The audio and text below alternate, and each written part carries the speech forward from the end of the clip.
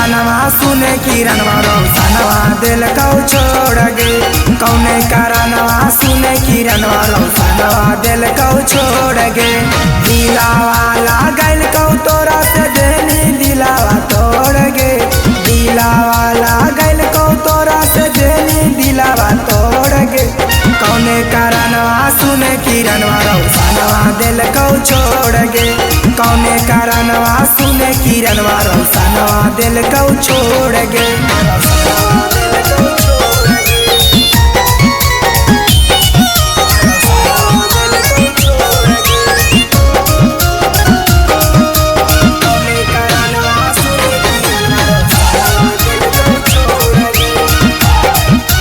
Bholenath recording studio Kariyatpur.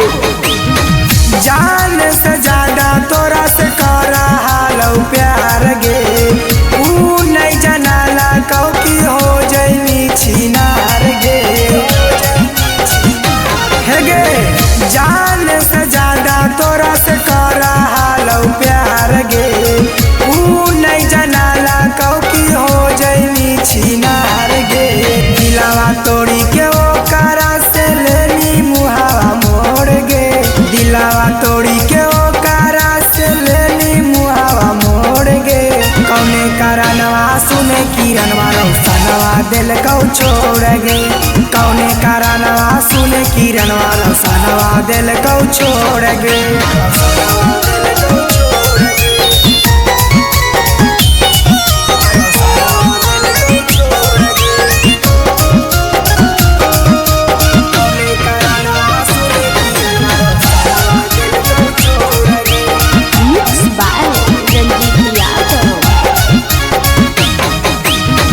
झूठो के छौड़ी बादा नाम काहे करोही।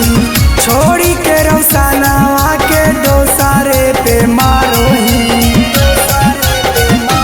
हे गे झूठो के छौड़ी बादा नाम काहे करोही। छोड़ी के रोशनवा के दोसारे पे मारोही। विशाल बेदर्दी का सरले होई गनी कठोर गे।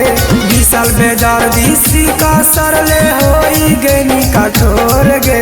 कौने कारणवा सुने किरणवा रोशनवा दिल को छोड़ गे। कौने कारणवा सुने किरणवा रोशनवा दिल को छोड़ गे। Bholenath recording studio Kariyatpur.